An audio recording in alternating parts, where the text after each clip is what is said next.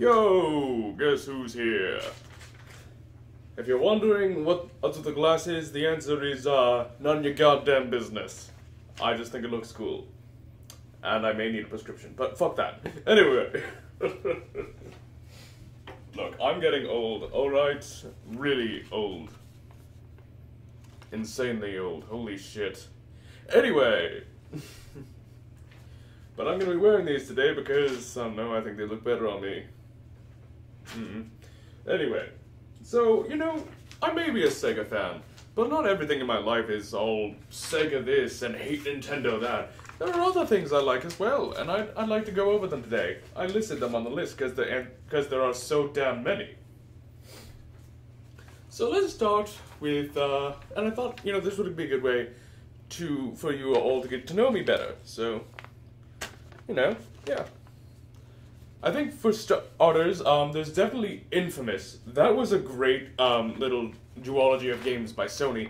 I absolutely loved the hell out of those first two games. The third game, not so much. I did not care for what they did with Second Son at all whatsoever. That was bad. I mean, what the fuck? Why is Delson Rowe here? What the fuck happened? And why? Anyway. But, oh yeah, Mystery Science Theta 3000. Bing. Now that's a good time. It's basically this, you kids these days probably wouldn't know this, but, back in the 80s and I think 90s, there was this sort of show that these, guys did. Nowadays they're doing things like riff tracks, which is another really great thing. But basically they would talk over movies and just be kind of silly, robot roll call. Oh man, those were some good times. Crow especially. Damn it, Crow. Oh yes, Onyx Entertainment. Now, these guys are absolutely lovely. I fucking love. Oh my god. Have I mentioned how much I fucking love Onyx Entertainment to death? I have not been involved with their games or their communities for years now, but those nostalgic memories will never go away from me. MechQuest, I loved everything about that. Like, oh my god. And like, Sephiria went before, and the fact that like in Dragon Fables, Sephiria remembers the events of MechQuest, despite the whole universe being reset. Like, she's so fucking powerful, have I mentioned that? Damn girl! Jesus, that is our vampire queen! And, dude, Lady Gravelin, Sepulchre, oh my god, I fucking love everything about it. Fucking Adventure Quest, fucking Adventure Quest Worlds, Adventure Quest as 3D. Dude, I love everything about Onyx Entertainment to death. Adam Bond and everyone else, I hope you are living your best lives right now, and I hope you are continuing to give the world everything that Onyx Entertainment has always had to offer every week for the last 22 plus years.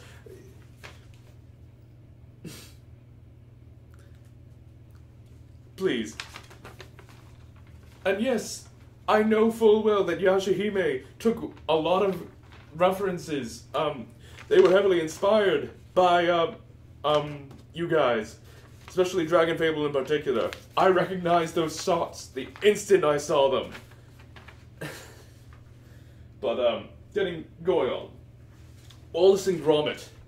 Oh shit. Now, you kids probably wouldn't recognize this, but, Wallace and Gromit is an actual show about a man and his dog done in claymation, which, if you don't know what that is, it's basically, it's a very intricate animation process that's not done very often, and for good reason.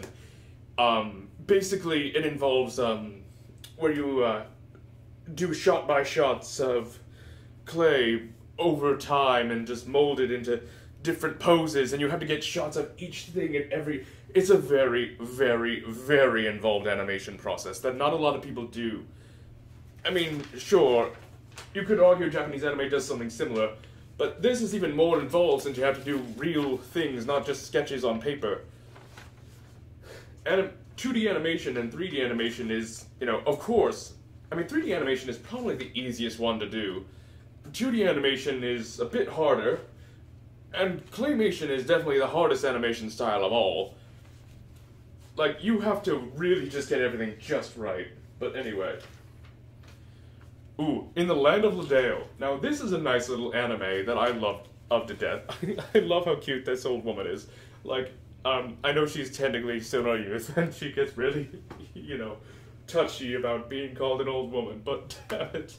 I fucking love Kana to death, and I love, like, her whole little family that she has in this isekai. And what I love most about this is that it's an isekai, but it's different from most other isekai on the market. It's unique, it's inspired by the Mother Cesario arc of Sword Art Online, which, that fucking arc makes me cry every time, man. Anyway. But I loved every single second of, In the Land of Ladeo, and seeing Kana just live her best life after, the horrifying tragedy that led to her, being here in the first place. Well, obviously, Season 2 win, motherfuckers! Anyway. Another thing you may not know about me, and this one might come as a bit of a shock, but I'm a pretty big horror movie fan. Things like Nightmare on Elm Street, Friday the 13th, Halloween, Scream, and especially, of course, the Alien and Predator movies. I've seen it all. I mean, really. I've seen everything from Thanksgiving to fucking Halloween. Yes, the B movies and the S movies. Shit. The 5-star movies and the less than 1-star ones. I'm a very big time horror movie fan, so if I'm ever critiquing horror movies, like I'm going to be later on, you know that I know what I'm talking about. I wasn't a big fan of The Purge, or, a lot of modern horror. I did like, what was that one Jordan Peele movie? The Don't Blink, I think it was, or was it Blink? I really like that one. A lot of modern horror just kind of doesn't do it for me. I didn't care for, what was it? The one with Pinhead, Hellraiser. I didn't care for Hellraiser much. That wasn't really my favorite. I like good, gory things as much as the next person, but I don't know, just Hellraiser just kind of, its setting and, I don't know, atmosphere just kind of really didn't do it for me. But anyway. Oh yeah, I'm in love with the Villainess. Now, that anime was amazing, and it is amazing, and I can't wait to see Season 2, but, I absolutely loved what they did with, the dub. And especially, Ray Taylor's, English dub, performance. I do not know for the life of me who her actor is, but damn girl, you fucking killed every single scene you were in. You took that softball, grabbed it in your hand, then just, took a bat and knocked it right out of the park, even after getting called foul. You just broke the rules of the game right there, so very much, I appreciate that to death. You made me laugh every goddamn time I hear you, oh, hello, Miss Claire. Just Prince Albert Thane. Your ad-libbing is gorgeous, girl. You are like the Eddie Murphy of voice actors, I swear. Anyway. Goblin Slayer. Now, here's an anime that you might not, think someone like me would be a big fan of. I mean, but I do like it because it's a story of healing. It's a story of, living through trauma and just kind of trying to get better. And, yeah, Goblin Slayer I'd fall into a lot of different categories of, things that people hate, like harem anime and whatnot. But what I like about this is that it's a story of healing, and that's really the real reason I like it, not much more than that. Noragami. Now here's a classic one. Can we please get Season 3 already? Fuck you! Anyway. But, yeah, Noragami I love to death. Jesus Christ. I fucking loved every single thing about that show.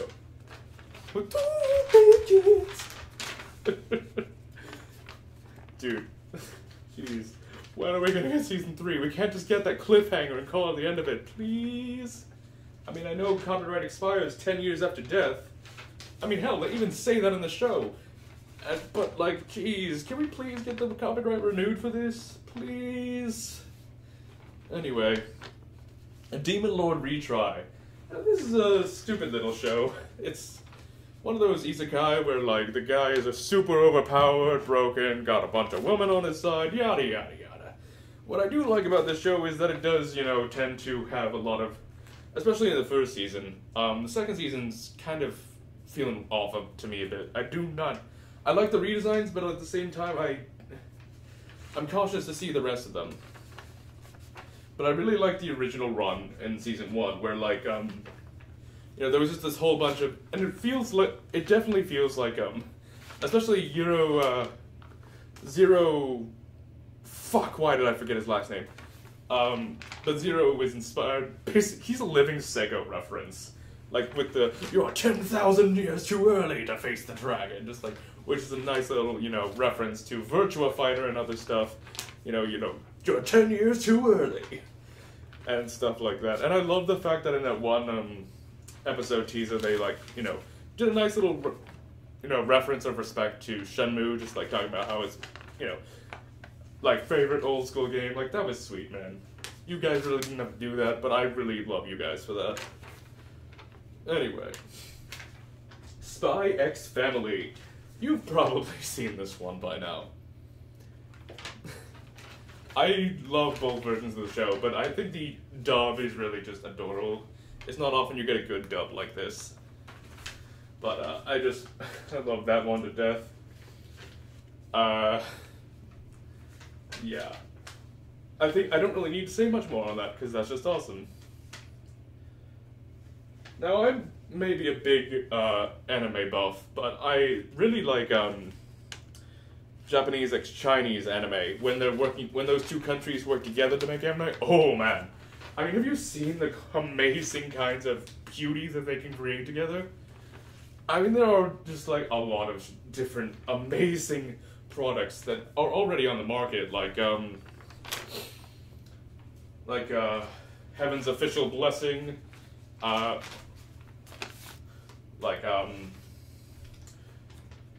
Herbivorous Dragon of 10,000 Years gets wrongly, Jesus Christ, can we please do something about these titles already?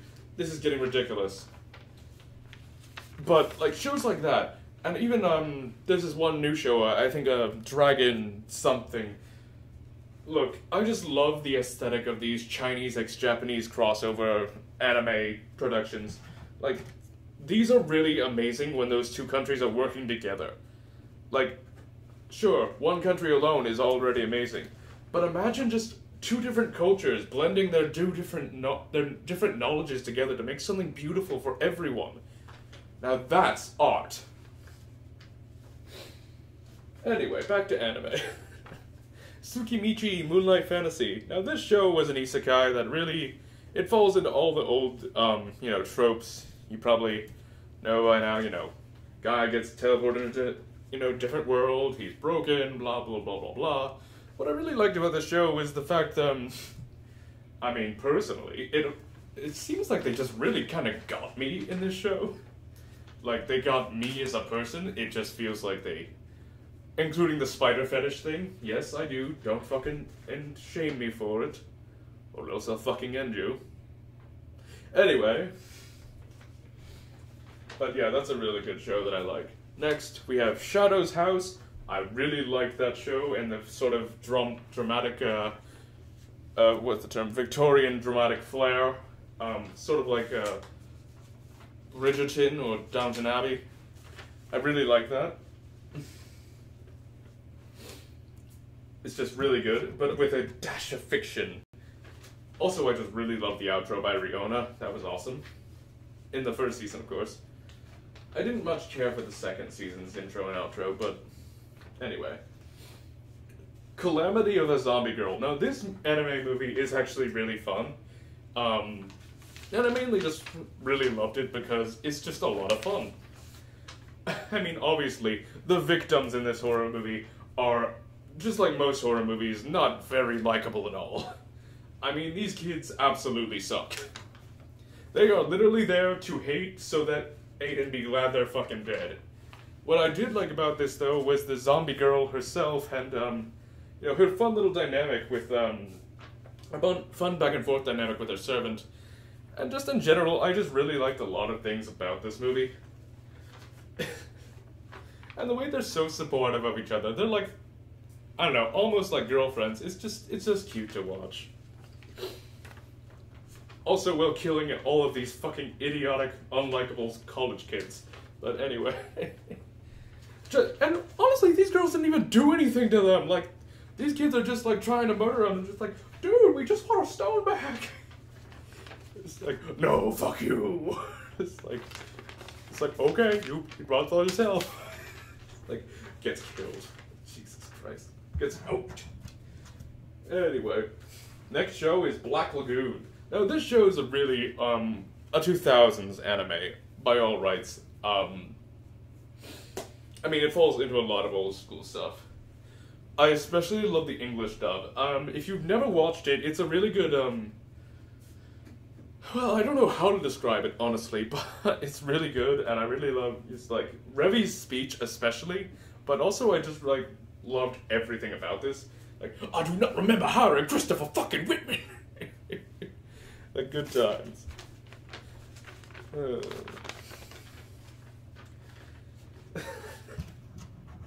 Stay the fuck out of this! Oh, man, that show was awesome.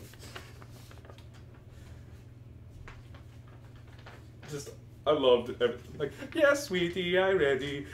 And remember when we done here, I comes the meat off your ass, you stupid whore. Just like, I love it. Oh, man. Okay, next. Girls Band Cry. Now, this is a newer anime that's got... it is entirely 3D animated. And it just looks so... I love the use of squash and stretch and just like every animation technique to make it look so damn beautiful, man. Like this is how 3D anime and animation in general should look. This looks incredible. I also just really love the heartfelt story as well.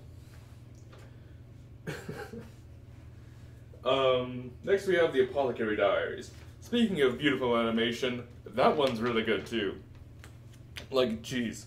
I also just really love just like this sort of heartfelt sort of plot. It just feels like it lives up to its name. Like, so, it feels like a story, like in the vein of like other shows. I don't know how to describe it. Okay, just watch it. You won't regret it. Now here's a game that you probably don't. I mean, you might have played, you might have not, but for me, it holds a lot of nostalgia. Little Big Planet. If you've never played the Little Big Planet trilogy, I mean, it's a shame because you probably can't play anything online nowadays.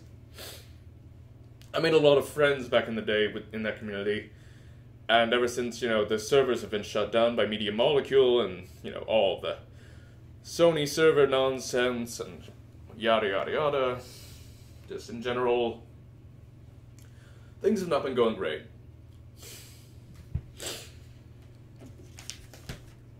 But it's a really great time for me, and, you know, I'll never forget the times I spent playing online community levels. And even trying to, and failing miserably, to make good levels myself. I sucked at it, but I tried anyway. So at least it's that. Trigun. Now this show is a really great, it's a classic. If you haven't watched it, you absolutely should. Following Master Stampede and his doofus ass. You know, just trying to get into wacky hijinks, but also, you know, with an overarching plot that he's got a lot more, you know, tragedy to him behind his, you know, mask of doofusishness, or whatever the fuck you want to call that. Behind his mask of idiocy, he is actually a deeply tragic character, and I deeply felt every single thing. Wolfwood, Nicholas D. Wolfwood especially, is just... Damn, man. Speaking of classic anime, Inuyasha and Yashahime. Now, as I mentioned earlier, Artix Entertainment, Yashahime especially, took a lot of references and inspiration from Artix Entertainment, specifically Dragon Fable. And I loved what they did there. There are so many parallels you can draw between Sepulchre and, God, I forgot his name. But Yashahime is just a really good show, and Inuyasha was also a really good show. I'm not normally a fan of shonen shows like Dragon Ball or One Piece or fucking... most of them, really. I don't care for a lot of those long-running shows that never fucking end. Like Naruto, One Piece, Dragon Ball, yada yada yada. Please stop, there are like over thousands of episodes. I'm not watching your show, because you're too long. I'm not watching Jinjima, I'm not watching Naruto, I'm not watching Dragon Ball, I'm not watching One Piece. I don't have the time for that. There are so many different things I could be doing with my time, and I have, as this list will show you. But Inuyasha is the one outlier. It's had assists from Kyoto Animation, of course, which I absolutely love to death. Kyoto Animation, if you didn't know, I mentioned this in one of my other videos, but, you know, the Sega fans of, I'm sorry, Sega has a specific sort of tie to Kyoto Animation. But, yeah, we have worked with them before.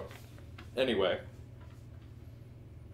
By the way, I heard about what happened to you guys in studio about 5 or 6 years ago. You really have my deepest sympathy. You guys didn't deserve that. But, moving on. Angel Beats. Now, this show was really just a great tragedy. Isekais. Well, it wasn't quite an isekai. It was more like a story of between the afterlife. This was a story similar to, this one other movie I once watched. Oh God, what was it? That one comedy movie where this guy like has to, you know, lived a shitty life and has to improve himself in order to get to heaven. That's kind of what this show is, but a lot more, you know, deeper and heartfelt.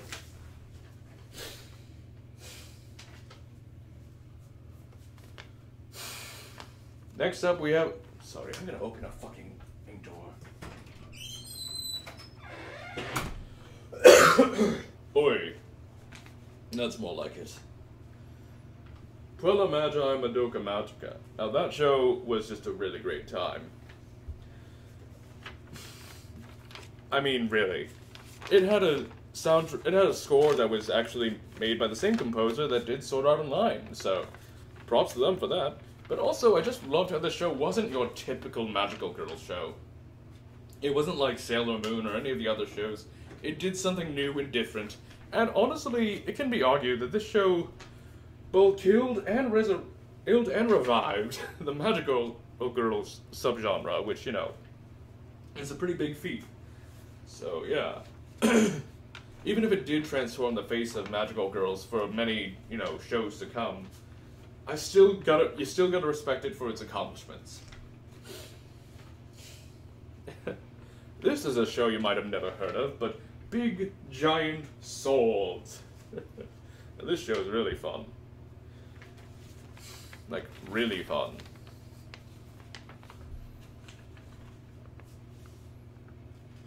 I mean, it's got a whole lot of different, different stuff that, yeah, I love to death.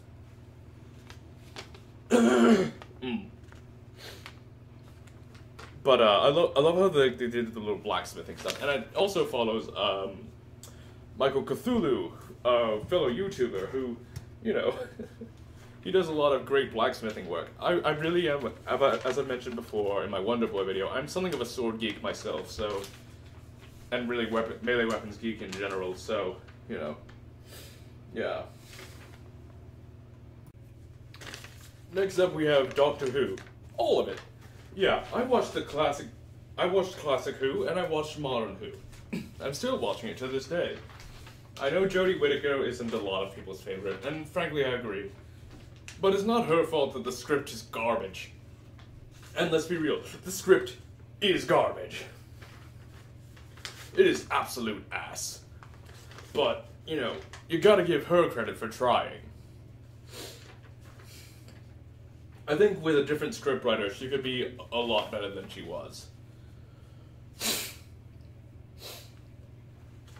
But, you know, I think my favorite Doctors would absolutely, and I know this is gonna be like a very typical answer, but I think it would definitely be Tom Baker and David Tennant. Yes, I know. Yes. Very normal answers to give, but I mean, they were the best for a reason. They're as loved as they are for a reason. To be honest, I would have loved that scene with the 60th anniversary special. Or was it the 50th anniversary special? But I would have loved seeing, you know, David Tennant talk to Tom Baker and have that heart-to-heart, rather than Matt Smith, who I didn't particularly care for Matt Smith. I know a lot of people love Matt Smith to death now, but at the time, when he actually was, you know, airing, he sucked. Okay, I didn't like him. I really didn't. But then again, that's just my personal opinion. And, you know, it might have been formed by, you know, others. So, anyway. Next up, we have Miss Kobayashi's Dragon Maid. Now, this show it really is a fun time. It's actually getting an upcoming movie by Kyoto Animation. So, yeah. But the show is really amazing with or without, you know, Kyoto Animation. I mean, especially the stellar animation of Season 2. Don't get me started on how beautiful that looks. Especially Toru versus Elma. That was just a really beautifully animated scene. But everything about this show is awesome.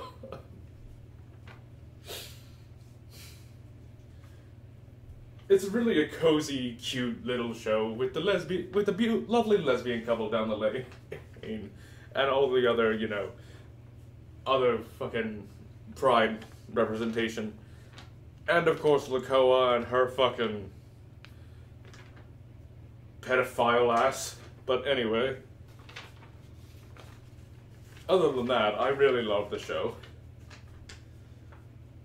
Let's see. Overlord! Now that show. Oof. Now, I love this show to death. But not for typical reasons. And I'm not gonna say it's perfect. It has its flaws. But I really like... Many people have called this show a dark fantasy. I would argue that it's really just the definition of goth. And I love... You might not know this about me, but I have... Well, I am now not a goth. I was once a goth, especially in the 2000s. And many people misinterpret goth as being this sort of culture of depression and sadness. It's not quite that. That's not the essence of goth. The essence of goth is finding, you know, joy. It's finding joy in joylessness, happiness in a complete lack of happiness. Goth is just about finding hope in hopelessness. It's sort of a light in the darkness, knowing that the darkness is there, and acknowledging it for what it is. It's like embracing. I don't know quite how to put it, but Overlord, I believe, is the greatest defense of goth culture I have ever seen, and I really love it to death. For that. Anyway. Danganronpa, only Ultra Despair Girls.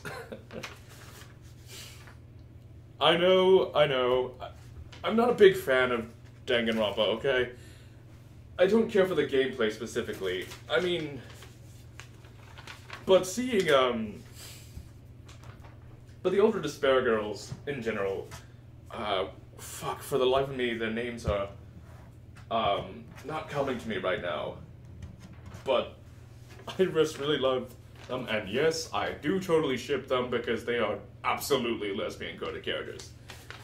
Fun fact, in Japanese anime culture, and really in Japanese culture in general, in Japanese media in general, two girls acting like that and saying they are just friends is usually 9 times out of 10 code that they are in fact lesbians.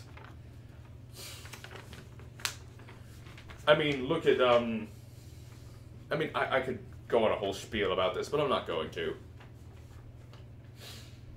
Portal and Portal 2. Now, these games were really fun. This was a triumph. I'm making a note here, huge success. Anyway, this cake is great. It's so delicious and moist. The cake is alive! Yeah, I love Portal and Portal 2. That's all I really need to say. Wheatley's fun. I especially loved his villain reveal. That was awesome. Because that came out of fucking nowhere. I really liked that twist. Star Wars and Pirates of the Caribbean. Now these are two great little cinematic masterpieces. I do not care for what they did with Pirates of the Caribbean past the 3rd movie. But in those first 3 movies, they were really well developed and really well made. They were masterclasses in cinematography, if you ask me. There are like entire YouTube channels out there talking about this.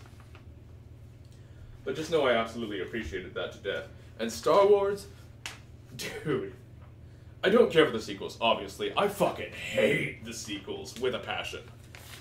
But I love the expanded universe, and I love like the first 6 movies. Yes, even the prequels. I know, Jar Jar and blah blah blah blah blah. But I actually kind of liked Jar Jar. Yes, I know. As, you know, as a comic relief character. But anyway. Useless as he was. BioShock. Now here's a game, or game trilogy really, that really is worth your time. Especially BioShock 2. Back when I was, going through a particularly rough time, BioShock 2's intro alone kind of taught me, it taught me something about, you know, suicide. You know, that, you know, yeah, it's strange. I have a strange mindset, but it made me realize something in that moment. Dark as it might sound. But anyway. RoboCop. Now here's a good little 80s movie trilogy. I loved the RoboCop trilogy. Okay, I'm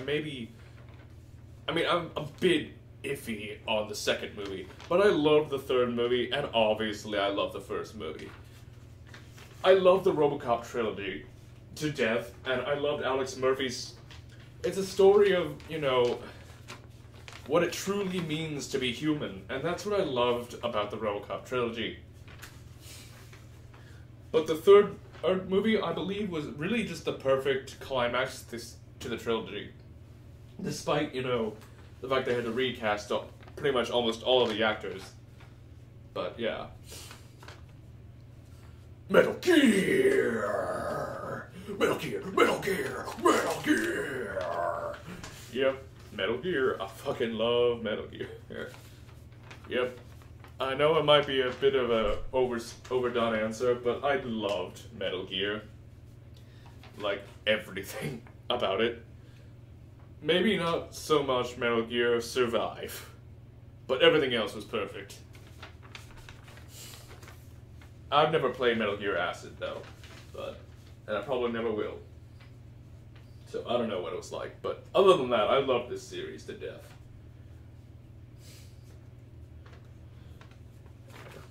DC, all of it. You know, Superman, Batman, you know, the whole lot. I think if I had to, you know, really describe my particular highlights of DC, it would definitely be the Harley Quinn show, My Adventures with Superman, basically most things Batman. I don't care for the new The Batman movie, the one with the penguin and blah blah blah blah blah. I don't care for that. It's not my favorite. But other than that, I love DC to death, rocky as it may have been over the years. And obviously you gotta give respect to DC for being who they are. It's funny. Until recently, I had always wanted for DC and Sega to cross over because, DC and Sega are such kindred spirits. Like, both are extraordinarily progressive companies and true industry innovators.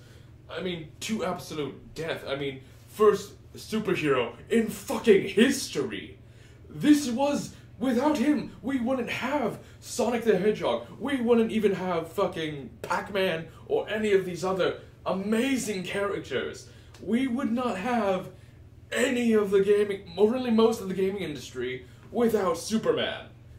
That is an accomplishment. That is fucking groundbreaking. And it should be celebrated for what it is.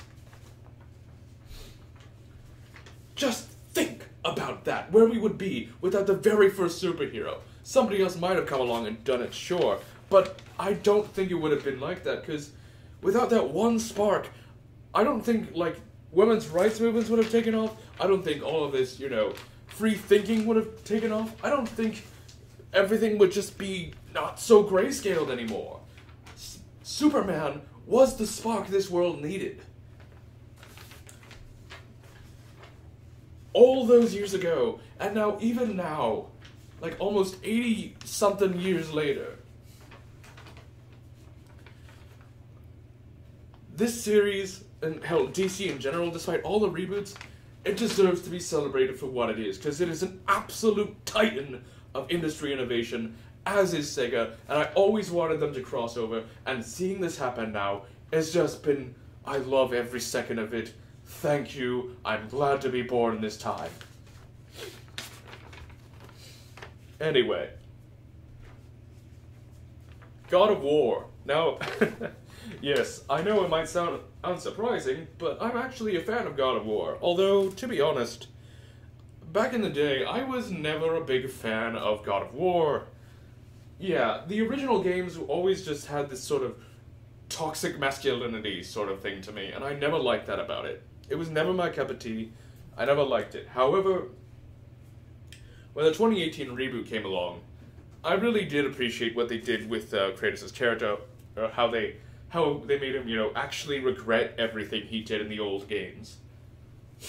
Actually have this soul-searching journey where he has to, think about everything he's done and relive all of the things he did and treat it as trauma and not just something he did because he felt like doing it. I loved how it treated his character to absolute death. Boy. Castlevania, the anime only. I've never played a Castlevania game in my life, okay? I'm not a big fan of Castlevania.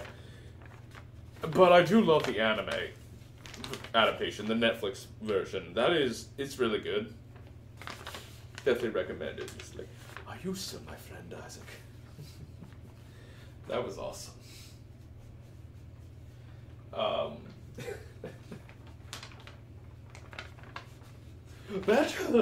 That's sex. Oh shit, angry wife energy. Okay. Anyway. Rango. Now here's a little underrated movie. I believe it was from DreamWorks. Or was it Pixar? Rango was a nice little movie with and I really liked that, I really liked it. Not much more to really say. Ghost Hunt. Now, Ghost Hunt is not to be is a nice anime, and it's not to be confused with Ghost Stories, alright? I hate that dub to death. Alright, it was made by a bunch of racist southerners, racist sexist southerners, I might add, with racist sexist southerner energy just supercharged throughout that show. It was all done through a fucking massive fucking series of mix-ups and coincidences and blah blah blah. That Ghost Stories dub sucked. I hate it to death. That was offensive as hell, frankly. But I did love Ghost Hunt. which is a really good anime with a really good English dub, but I just really loved how it made you on the edge of your seat, just sort of not knowing what to expect next. It was a true horror thriller anime, and I loved that to death. That anime will freak you the fuck out, and if you haven't watched it, you absolutely should. Though I'm not sure where you can watch it, because Crunchyroll, despite having that crossover with Funimation, refuses to bring it over from Funimation to Crunchyroll. So, yeah. It's stupid. Anyway. Now, as a character, I really like Wednesday Addams. Yep. I'm not a big fan of the Addams Family specifically, but I really like her in particular.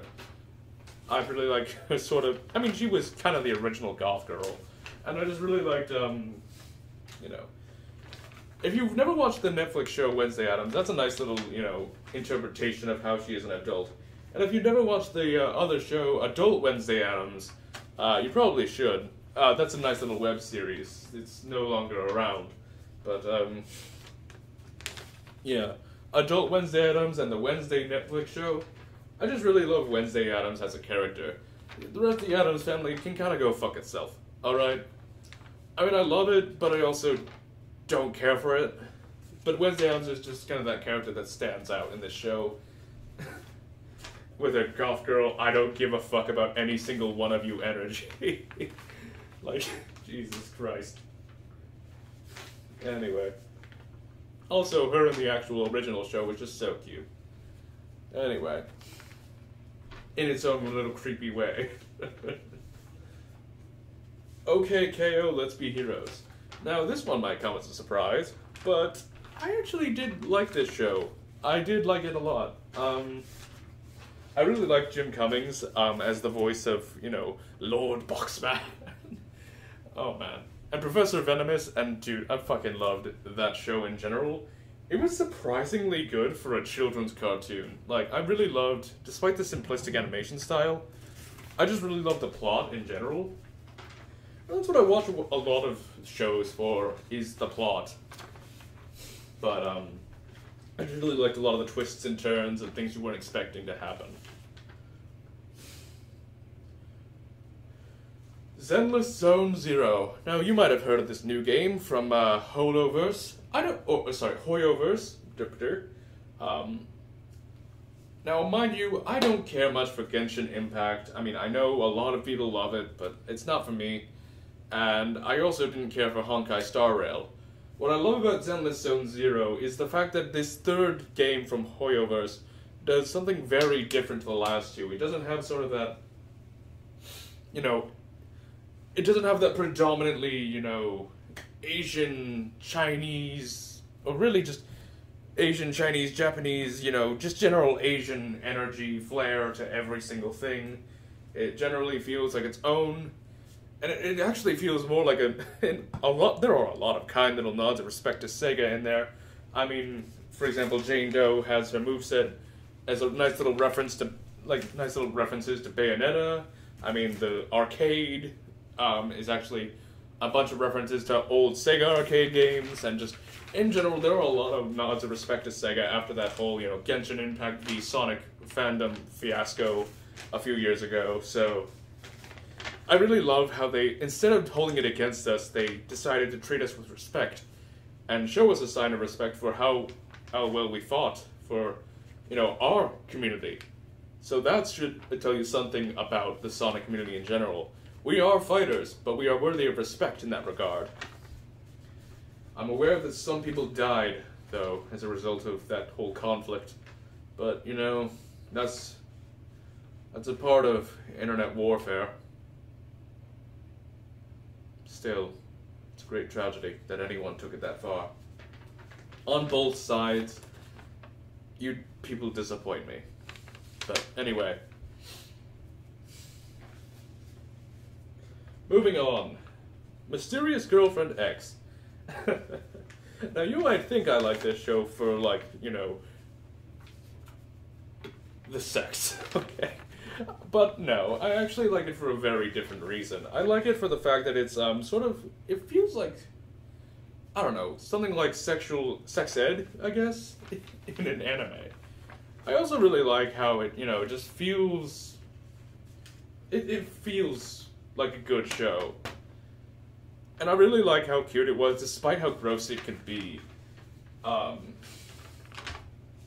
It was pretty gross, let's be real here. But the show was also good in its own unique, very, very fucking weird sexual way. But it was a good time. Ah yes, Gravity Falls, Amphibia, and The Owl House. Now, these three shows, you may have heard of them, but they're actually pretty good. I really liked all three of them. I mean, obviously, I love all the mysteries there, but I also just love the character development and, the stories of each of the characters, and I just really love also seeing the fans and how wholesome they can be. I love those three fandoms, and I love these three shows to death. So, yeah. Miraculous. Now, this show... Okay, I'll be frank here. I did not care for the first 3 seasons and their villain of the week plots. It was pretty not interesting to me. However, when I got to the 4th and 5th seasons, I absolutely loved them. I felt like they were a massive step up from the first 3 seasons. And yeah, it was just a really good time. I can't wait to see what happens next. I hear season 6 is coming out soon. So that's gonna be awesome. Yep.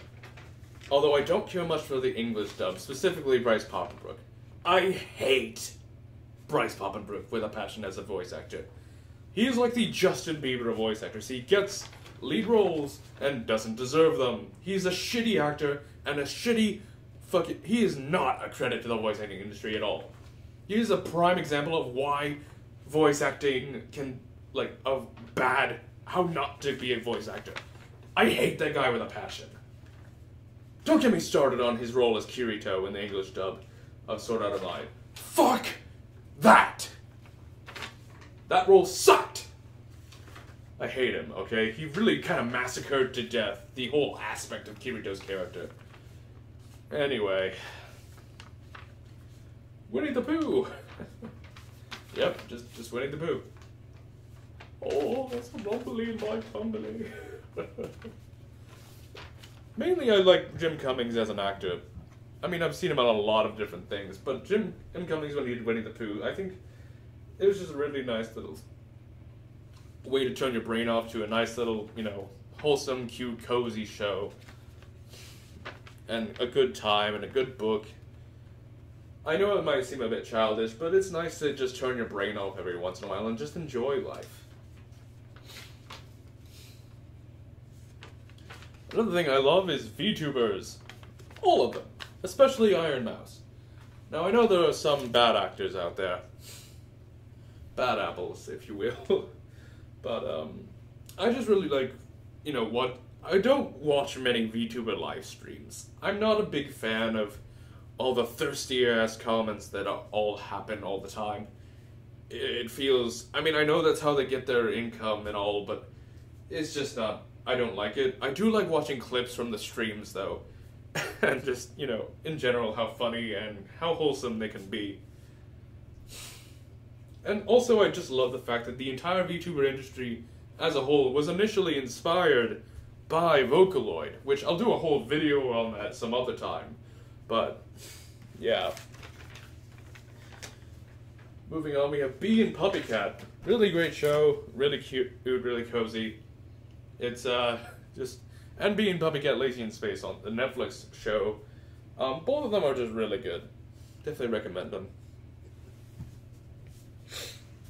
Now, I don't know much about Guilty Gear, but I do love Bridget as a character. I've never played a Guilty Gear game in my life, but from what I've seen of Guilty Gear, I mean, Bridget really makes me want to get into that series. But not much beyond that, so, yeah.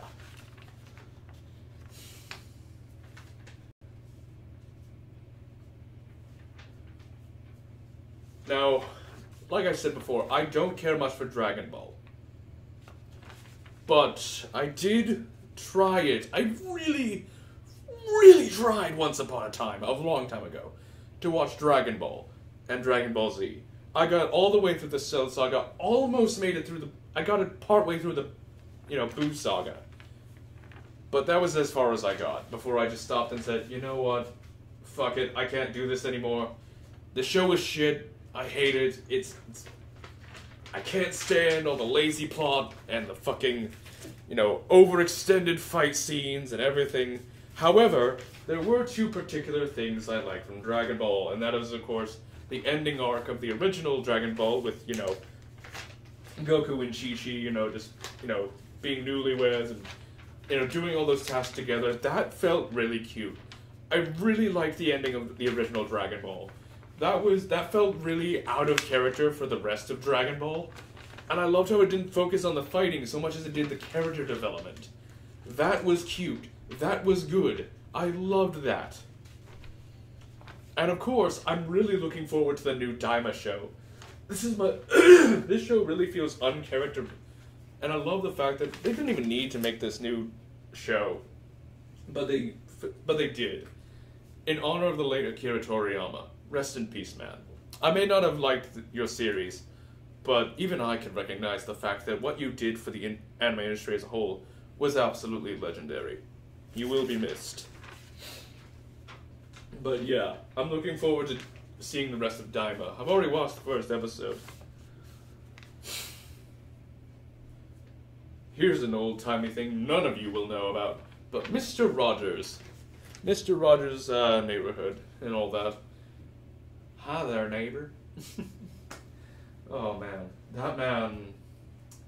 I don't like a lot of religious people, or a lot of Christians on the public face, but he is probably one of the few Christians and really Catholics and just in general people of the Holy Cross that I fucking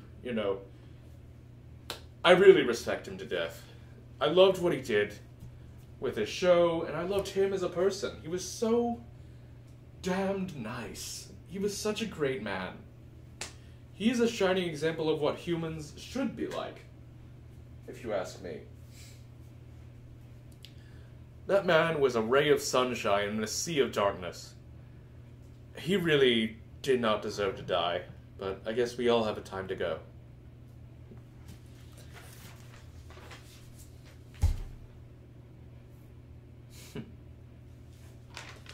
Anyway.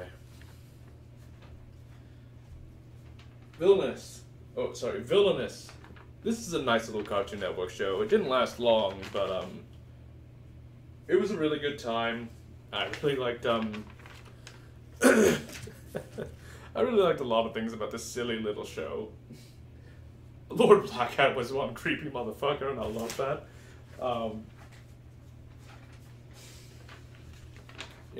I just really loved Villainous as a show. I actually tend to be drawn to shows where the villains, quote-unquote, are the protagonists.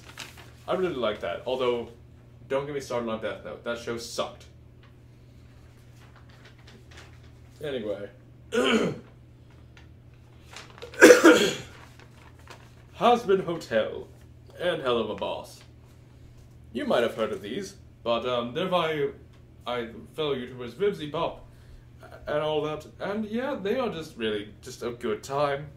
If you've never seen them, I highly recommend them. I mean, I just really like seeing all of that. But anyway, now the web series Witch Bunny by Fernanda Diaz artwork. Now that little web series of animations is just, if you haven't seen those animations that they make, go watch them. You'll do yourself a massive favor with that.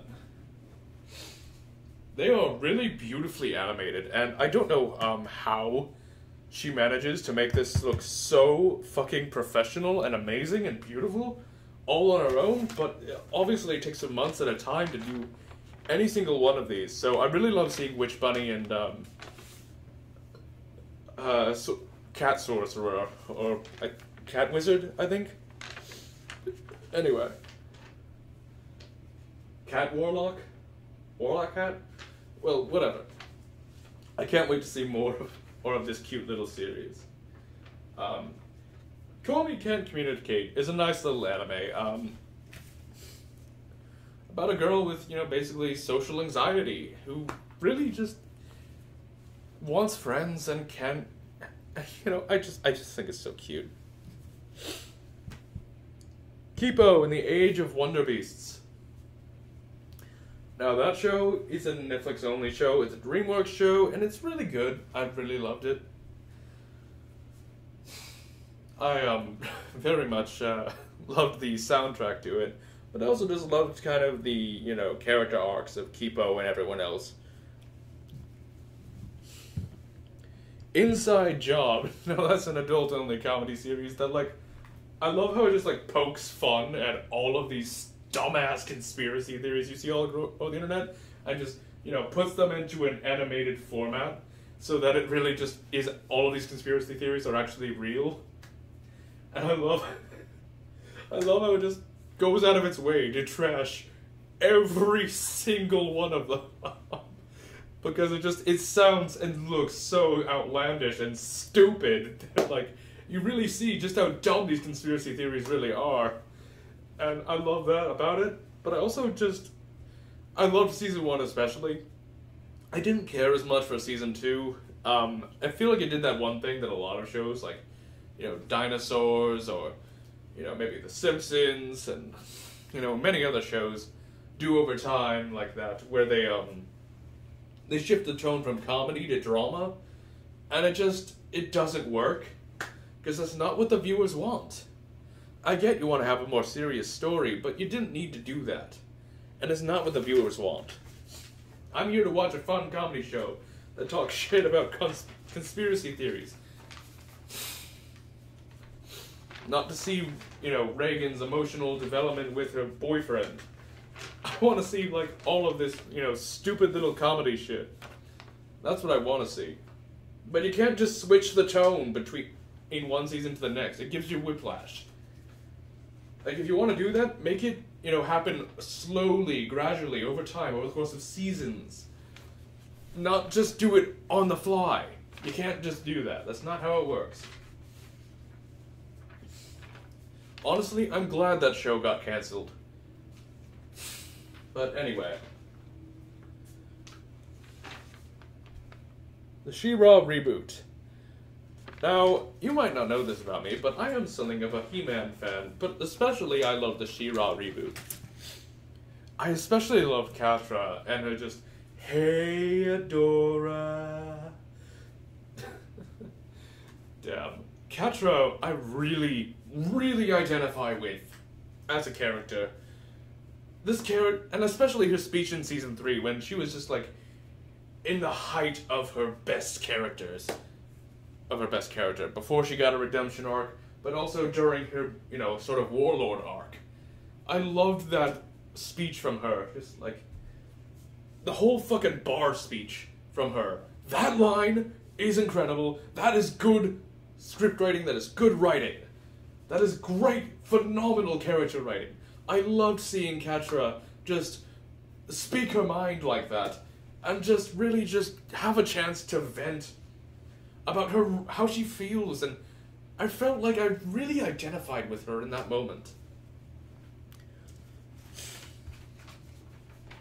Some people have a bad day. I have a bad life. And she goes on this whole fucking speech, and I love it. Carmen Sandiego, the reboot. I don't care much for the old show, but the reboot I really liked because, it felt a lot more plot-centric. I don't like a lot of those old 80s shows, and 80s and 90s shows, and 70s, because they just kind of didn't do anything. They were made purely for entertainment purposes, and not to actually shock the audience or anything like that. So nothing ever really changed, nothing ever got accomplished. I also especially loved the legendary Liam O'Brien himself, who is the voice of Ainzul Gone from Overlord, Illidan Stormrage from World of Warcraft. Let's see. And of course, the voice of Infinite from Sonic Forces. I'm gonna do a whole ass video on Infinite one of these days, I swear. Because I have a lot to say about that. But, yeah.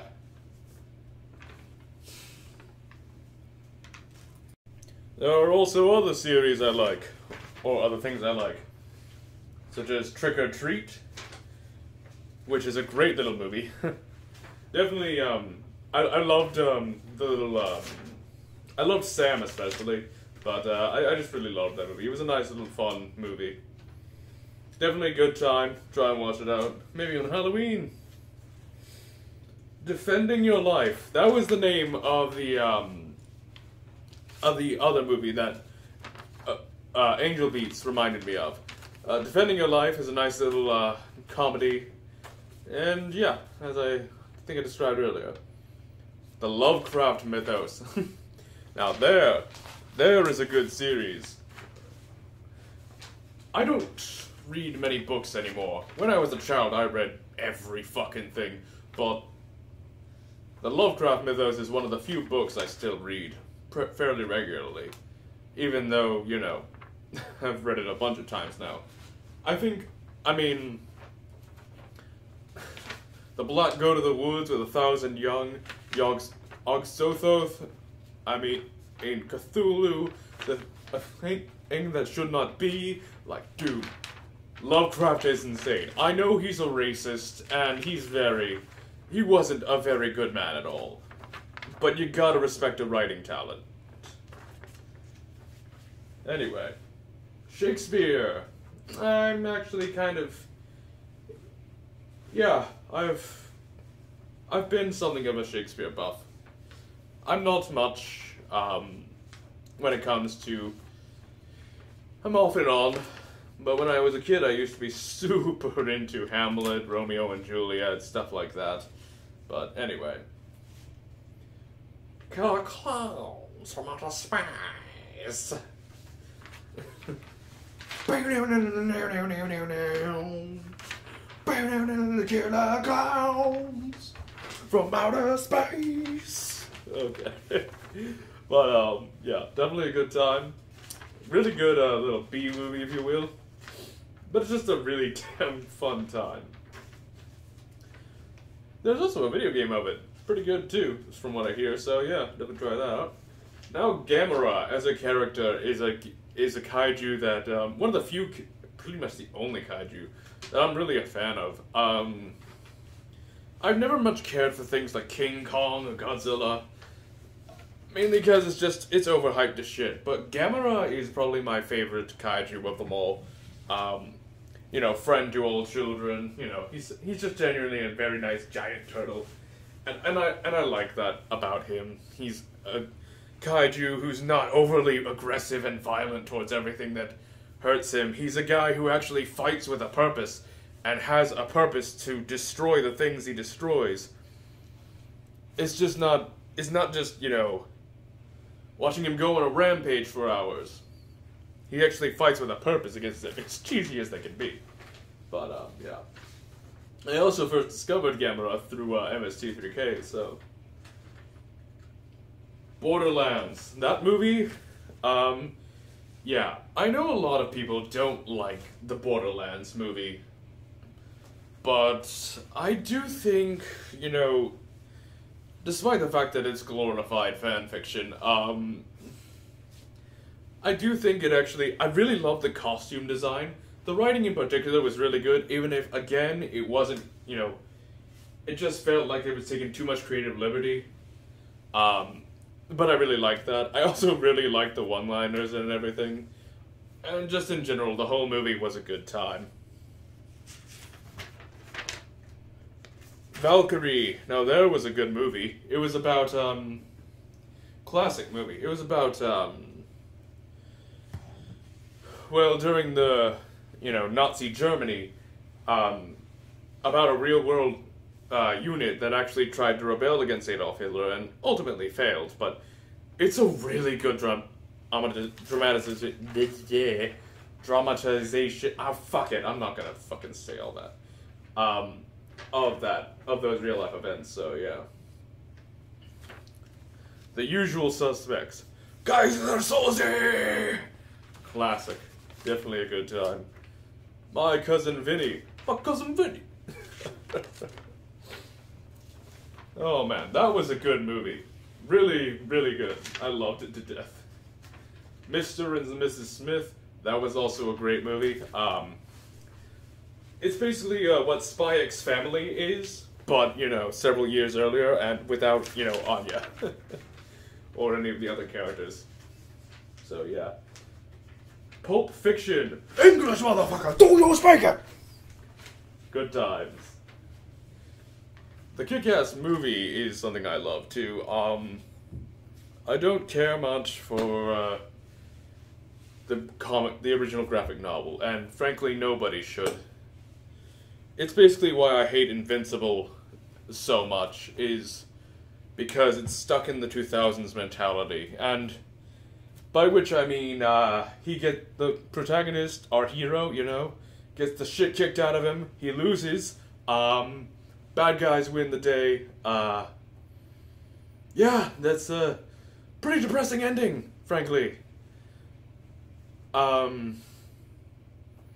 don't care for the graphic novel at all, but it's just part of why the 2000s was such a, well, a desolate decade to live in, much less to grow up in.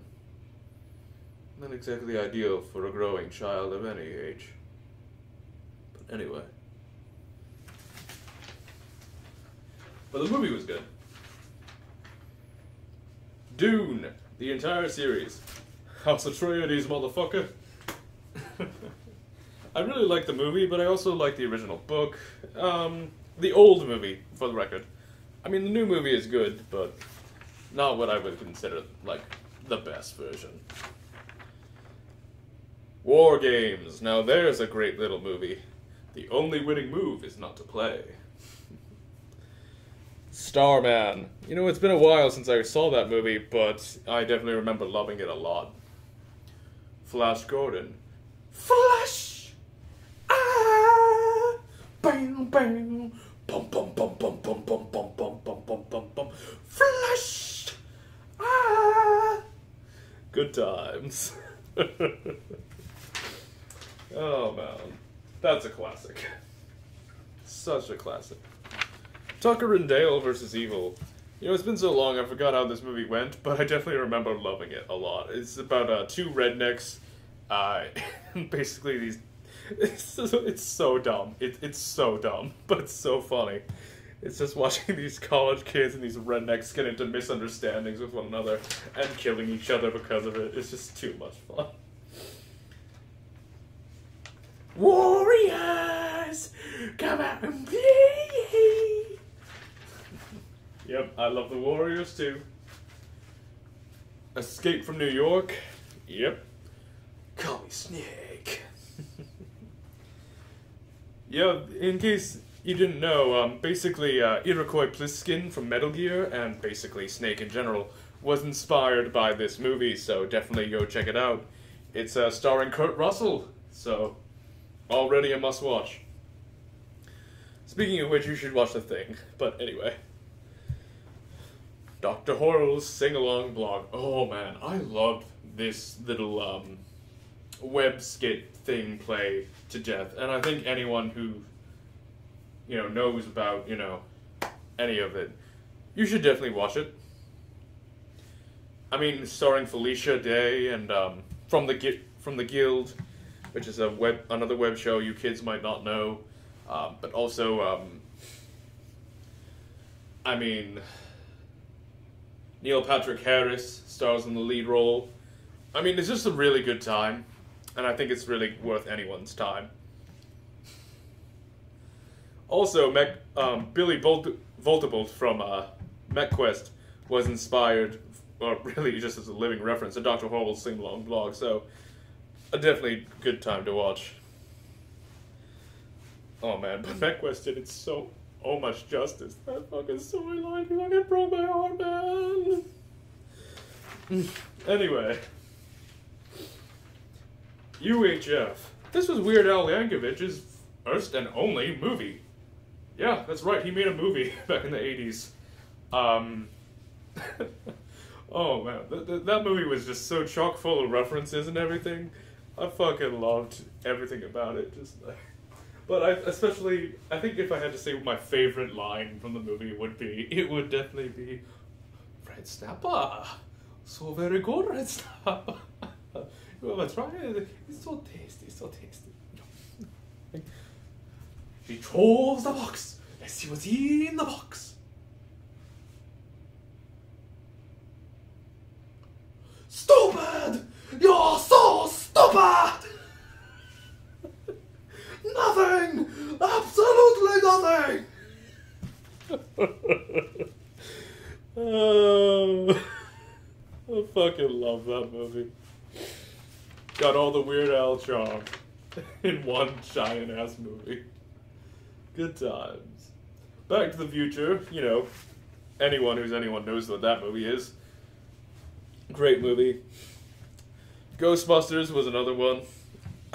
I mean, I don't care much for some of the other movies in the series, you know, like that one with the women. I forgot any of their names. Their performances are too forgettable to me. But I like the two new movies, Afterlife and I think, what was it, Frozen World? Yep. Another anime I like is Call of the Night. Oh man, the songs performed by Creepy Nuts alone are just already just such bangers, as your kids would say. Like,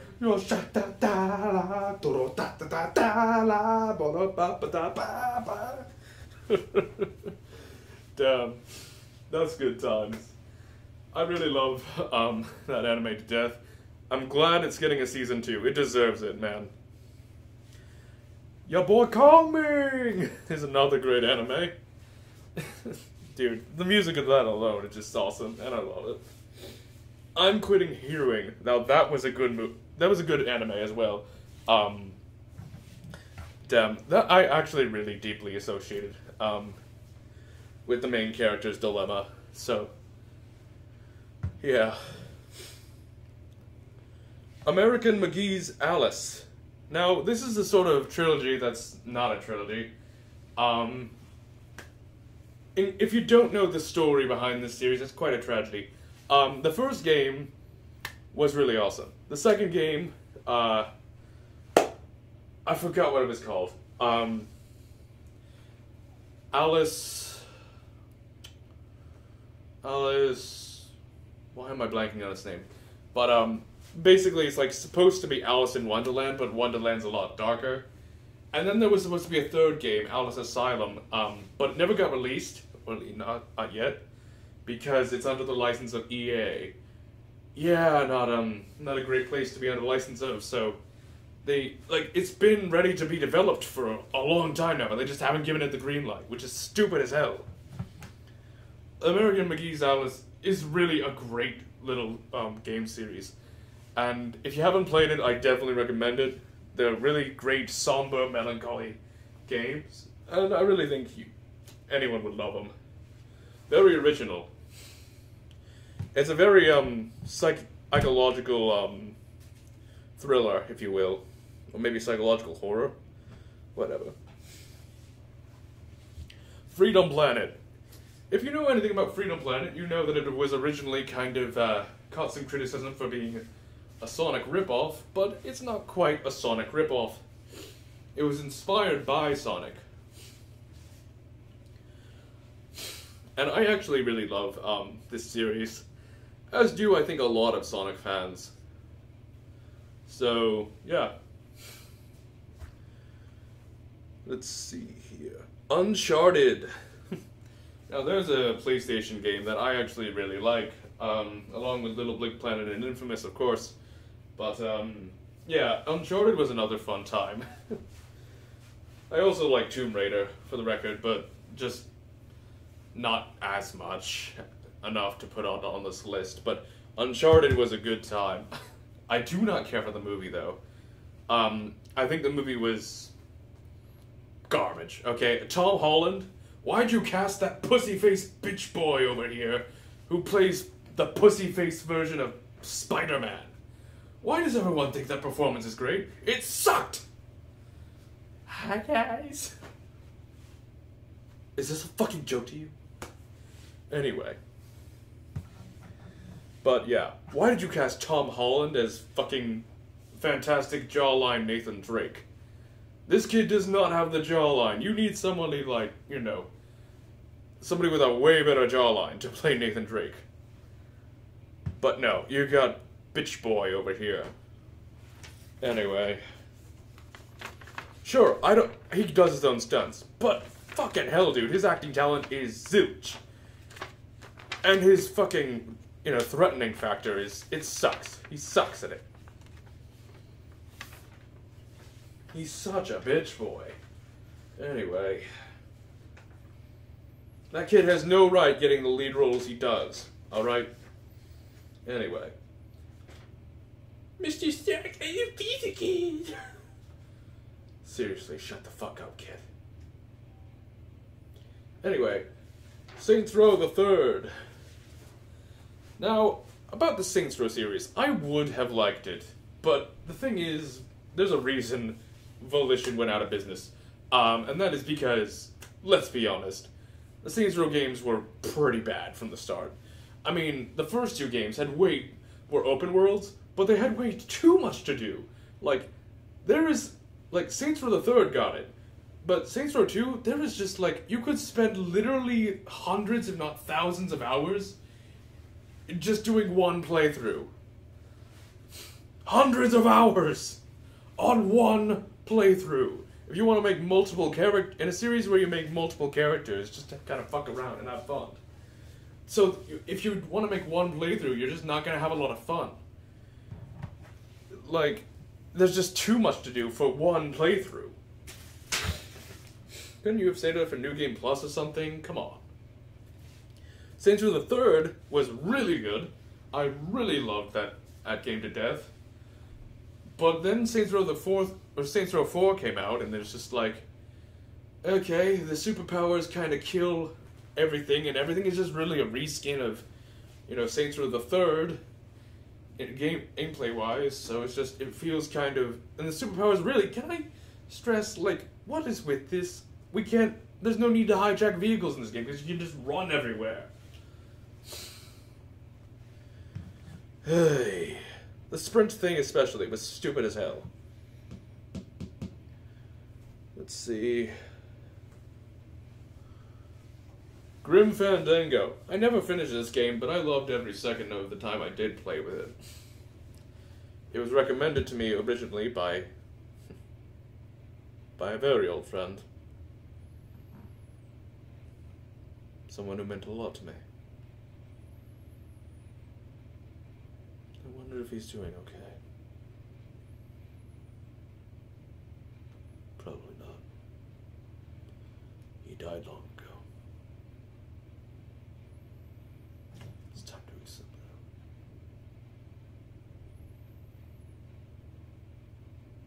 that. Anyway!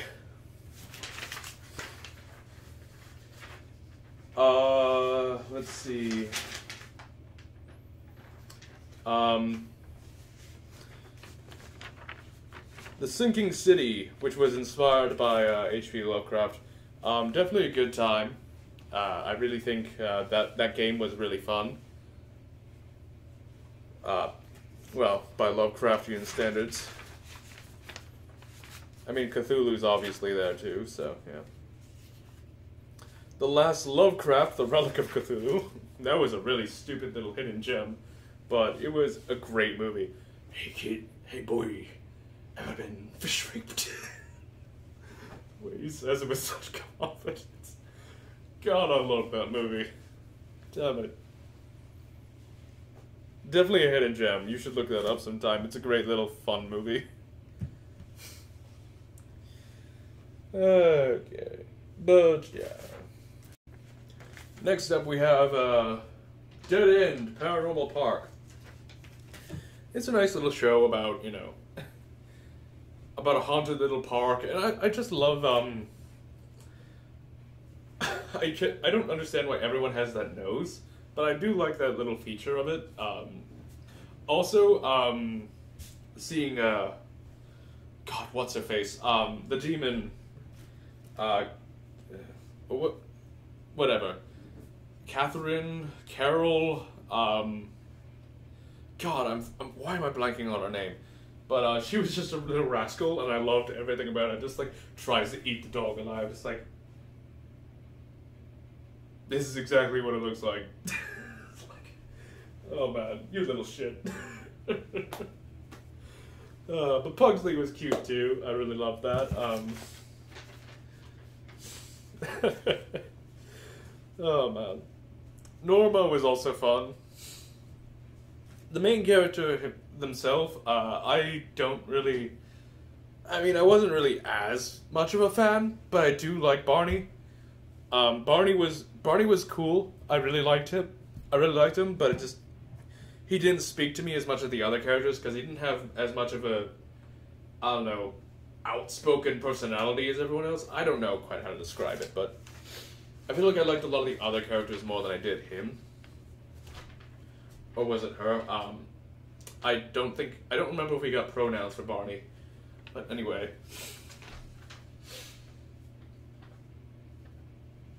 Let's see. Nimona. If you've never watched Nimona, you should. Middle.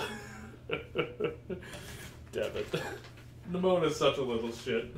I fucking love that. Like, this is the part where you run. Ooh, sweet murder wall. God damn it, she's so cute and yet terrifying and yet hilarious all at the same time.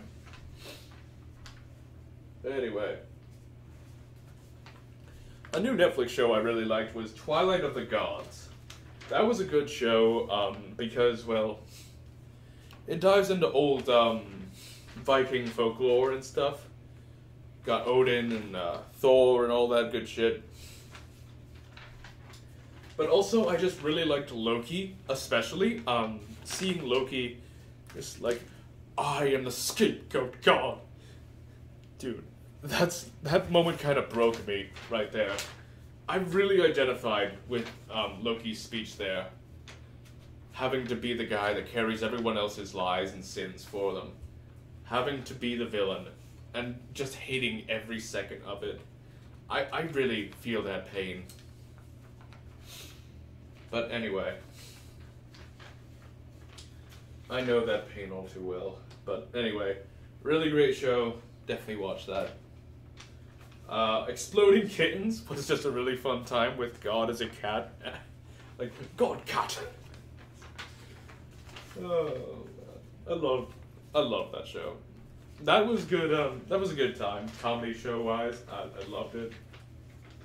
Not much more to really say on that, but I really liked how silly that show could be. Next up, we have the Beverly Hills Cop series. That series was fun. Yeah, I mean, it still is. Even the soft reboot on Netflix, Beverly Hills Cop Axel F, like, that movie, trilogy, I mean, I didn't like certain parts of it, but, you know, just anywhere from being a show stealer, and every single one of them is always a fun time. Carol and Tuesday, from, which is a Netflix anime. This show is about two girls, you know, going to be singers and stuff. Definitely a fun time. Captain Laserhawk, a Blood Dragon remix. Now this show is, I know how a lot of people feel about Ubisoft, but I do appreciate this particular show that ties in aspects of everything from Ubisoft ever. From Rayman to, like, Sam Fisher to fucking Assassin's Creed, and all of the other, you know, Ubisoft franchises. I know how a lot of people don't care for it, and how Ubisoft conducts themselves normally, but this show was a really rare treat in between all of that.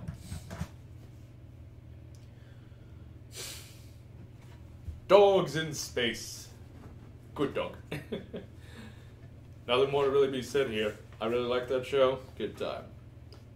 The House was a good movie, written by 3 different people.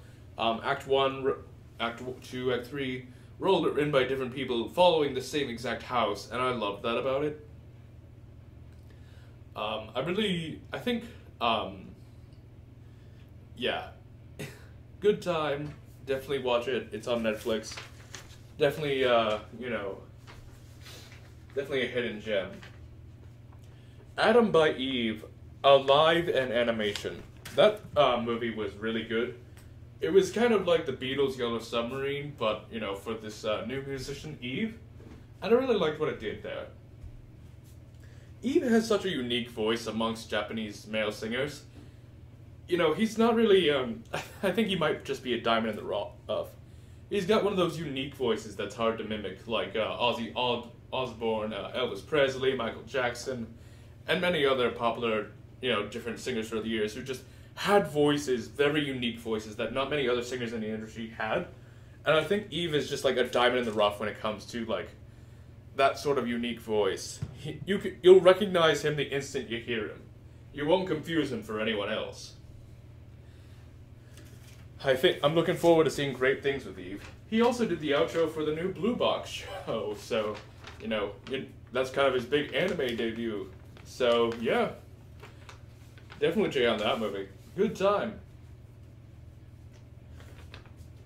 Spaceballs! If you know it, you know it. Just a grand old time. Spaceballs!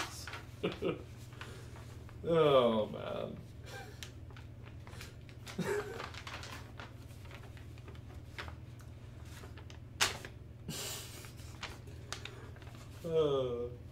I knew it. I'm surrounded by assholes. That's his name, sir. Major Asshole. Good times. Good times. Shit! I hate it when my Schwartz gets twisted. The ring is pumpkins. I found it in a little Cracker Jack box. The Schwartz is a new young unknown star. Oh, man.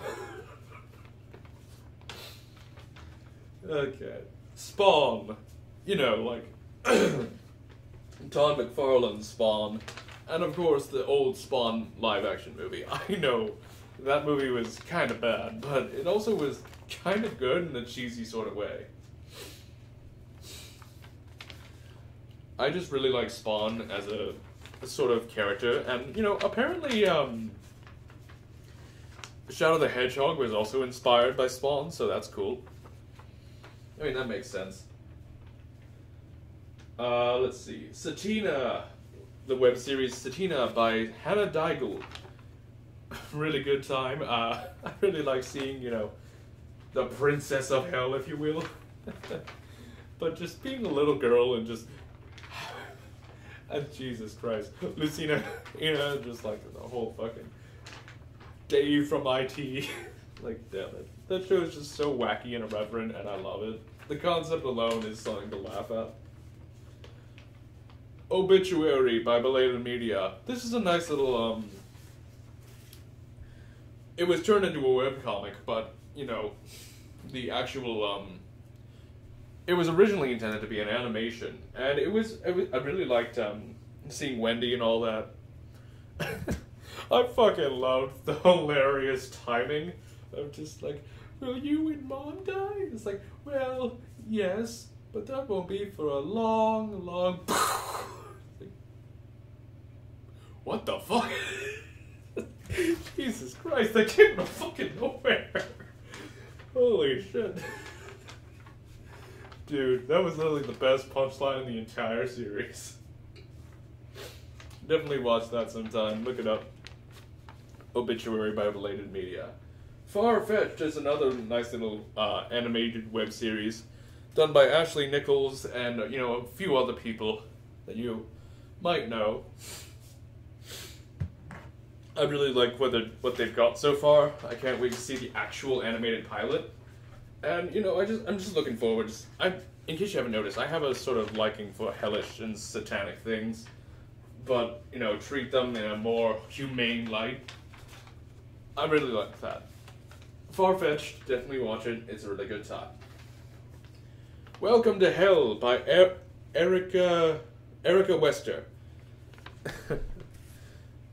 yeah, Welcome to Hell and Welcome to Hell 2. Those are a fun time. Yep. Jeez. Not really much more to say on that. Go watch them. The Dark Harvest by Roasted Sticks.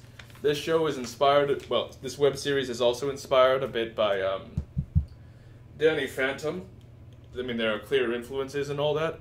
Like shows like Danny Phantom or The Fairly Odd Parents and stuff.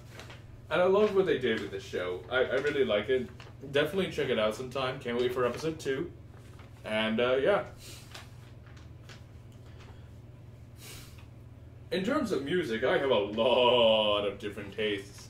Queen, Gorillaz, Earth, Wind and Fire, Jonathan Colton, The Beatles, Phil Collins, Lady Gaga, Panic at the Disco, Billy Joel, Stevie Wonder, Louis Armstrong, All American Rejects, Bill Withers, OK Go, The Smashing Pumpkins, Billy Idol, and, well, classical music in general.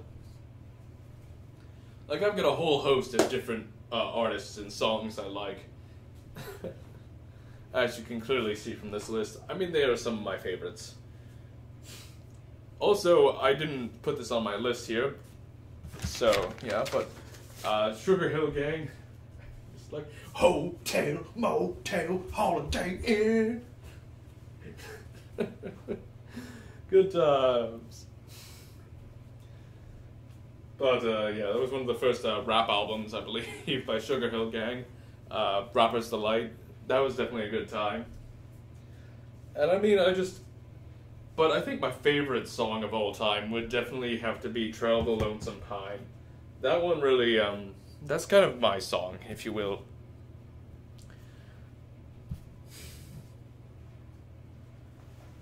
But yeah, yeah, that's all the, different non-Sega stuff I like. Definitely a whole list of stuff to check out. Yeah, this is Jack Moore, the Sega fan, signing off. I'll be back next week with, or rather, I'll be back on Sunday with a Ghosts and Goblins video. So, yeah. See you all then.